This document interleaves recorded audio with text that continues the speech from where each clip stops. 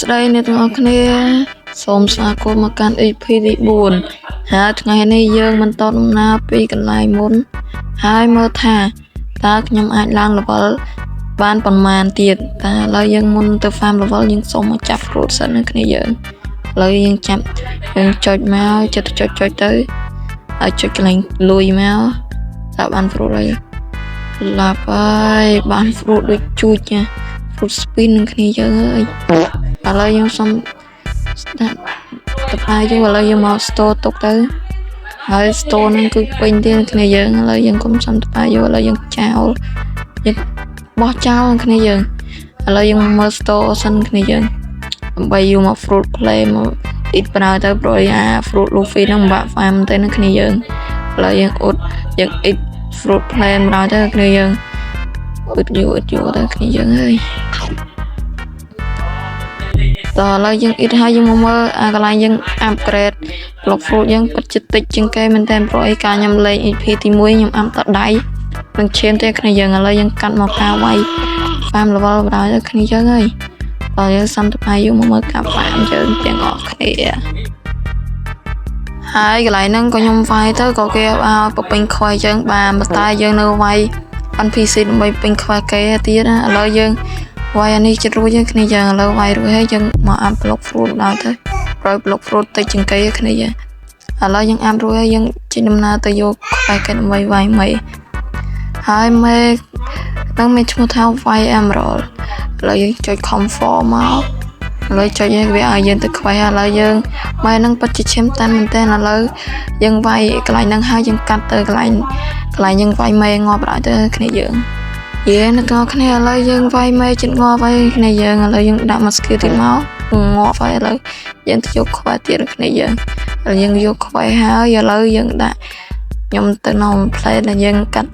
ដាក់ទៅវាយអាកន្លែង NPC បានហើយវាយ pro បានហើយគ្នាយើង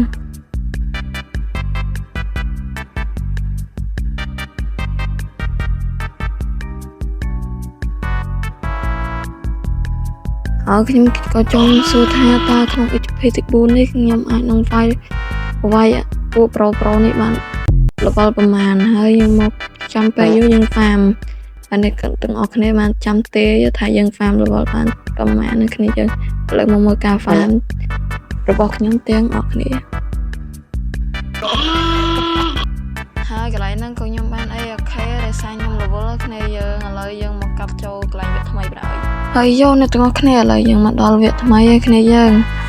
ហើយយើងមកដល់វគ្គថ្មីហ្នឹងគឺយើងមក farm level ទៀតហើយគ្នាយើងហើយកន្លែងយើងរត់ទៅយកហ្នឹងចេញអសរ beat ហ្នឹងគ្នាយើងឥឡូវយើងកាត់ទៅកន្លែងវាយ pro ឲ្យងាប់ម្ដាយងាប់ដែរទៅគ្នាយើង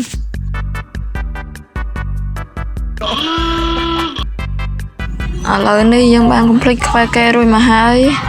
មុនអញ្ចឹងទៅក៏ថ្មីយើង up block fruit យើងទៀតមកគ្នាយើងឥឡូវយើងចុច look post មកចុច look post ហើយយើងហោះបណ្ដោយទៅគ្នាយើងហើយព្រោះយើងមាន proud fruit flame យើងអាចហោះបានគ្នាយើងឥឡូវយើងកាត់ទៅកន្លែងកោះថ្មីបណ្ដោយគ្នាយើងឥឡូវនេះយើងបានមកដល់កោះថ្មីឥឡូវអាកោះហ្នឹងមានឈ្មោះថាគឺកោះ Sky Island ឥឡូវយើងបាន proud fruit flame គឺពិតជាល្អមែនតើដោយសារយើងអាចហោះបានគ្នាយើងឥឡូវយើងហោះទៅយកខ្វែគេអីមកបងយើងហោះទៅដល់ខ្វែដល់កន្លែងហ្នឹងយើងឆៃសិនគ្នាយើងកន្លែងមានកាក់អើយលុយសុទ្ធឥឡូវយើងទៅមើលសិនគ្នាយើងមានកាក់មានអីយើង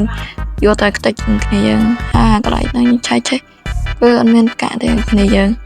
ឥឡូវយើងមកកាត់ការ farm level ទាំងអស់ទៅគ្នាយើងហើយមុននឹងកាត់ហ្នឹងយើងទៅដាក់កោដសិនព្រោះឲ្យនៅកន្លែងហ្នឹងឆ្ងាយមែនតើយើងដាក់កោដគុណ2 level មកឲ្យតោះឥឡូវវាយអក្សរតែខ្ញុំមកអ្នកទាំងអស់គ្នាដាក់អក្សរតាមហ្នឹងមកបន្ទាប់យើងដាក់ B គ្នាយើងហើយដាក់ L មក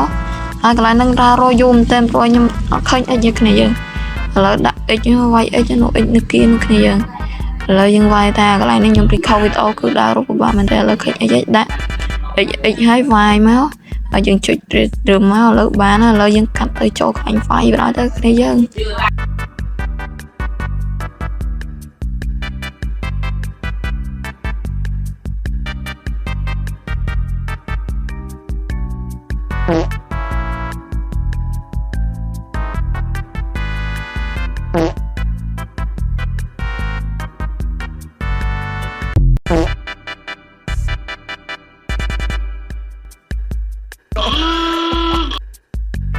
ហើយកន្លែងហ្នឹងក៏យើងវាយទៅក៏យើងបាន complete ខ្វែកែរួចហើយគ្នាយើងព្រោះយើងមានកូដគុណ2ទៅវាលឿន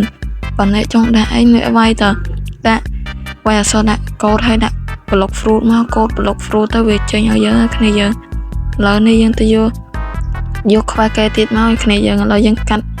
វាយកន្លែងហ្នឹងបណ្ដាឥឡូវអស់គុណ2គ្នាយើងហើយអស់គុណ2យើងចូលហើយយើងទៅយកកូដគុណ2សិនគ្នាយើងឥឡូវយើងកាត់ទៅកន្លែងយកកូដឲ្យគ្នាយើងឥឡូវយើងហើយយកនៅទាំងអស់គ្នាឥឡូវយើងបានកូដគុណ2ទៀតហើយគឺតែ20នាទីទេគ្នាយើងឥឡូវយើងមកយកខ្វែលឿនមកហានបានទៅកោះថ្មីទៀតឥឡូវយើងយកកាក់យកអីសិនគ្នាឥឡូវយើងកាត់ទៅវាយម្ដាយងាប់បដាទៅគ្នាយើង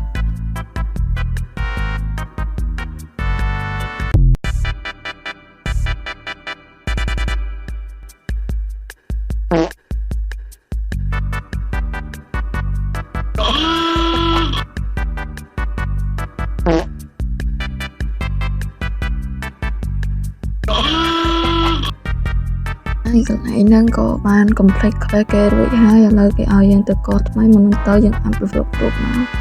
កឥឡូវ block fruit យើងដល់មកលើគេឥឡូវយើងទៅមកគ្នាយើងឥឡូវយើងកាត់ដល់កន្លែងហ្នឹងប្រាំទៅគ្នាយើងឥឡូវនេះយើងមកដល់កោះនេះហើយគ្នាយើងហើយគ្នាយើងមិនឆ្មល់តែមិនបានអស់បាច់អស់energy ច្រើនហើយអស់ជែមទៀតដោយសារយើងជីមកអស់សាំងគ្នាយើងជីឆ្នាំមកអស់សាំងឥឡូវយើងមកដល់ជាកុំតន់ farm អីគ្នាយើងមកដល់ឆែកឆេកោះនេះសិនខ្លាចមានអីលាក់បាំងយើងគ្នាយើងឥឡូវយើងដើរកន្លែងនេះហើយយើងឃើញហាប់មួយគ្នាយើងឥឡូវយើងជន់មកគ្នាយើងញ៉ាច់មួយឥឡូវយើងហោះទៅយកហាប់មួយទៀតនៅលើនេះព្រោះខ្ញុំឃើញrồiឥឡូវយើងមិនចាំសំថ្មយកឥឡូវមកមើលការ farm ខ្ញុំទាំងអស់គ្នា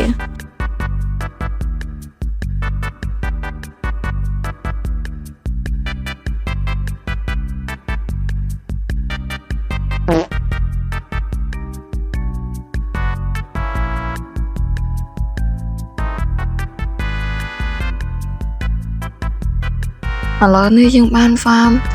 អស់ជាយូរមកហើយឥឡូវយើងមក farm រួចហើយគ្នាយើងឥឡូវយើងចាំមើលទាំងអស់គ្នាហើយយើងរួចហើយយើងមិនតាន់យកខ្វែទៀតទេគ្នាយើងហើយព្រោះអាកន្លែងហ្នឹងវាយើងត្រូវការ level 200ដល់ដើម្បីទៅពេញខ្វែមួយទៀតហើយវីដេអូយើងក៏មានប៉ុណ្ណេះដែរគ្នាយើងជួបគ្នានៅវីដេអូក្រោយបើអ្នកមិនតាន់ចុច like នឹងជាវទេអ្នកទាំងអស់គ្នាត្រូវចុច subscribe ដើម្បីបានវីដេអូថ្មីតន់ចិត្តហើយឥឡូវសូមអរគុណអ្នកទាំងអស់គ្នាដែលបានមើលវីដេអូនេះដល់ចប់ Goodbye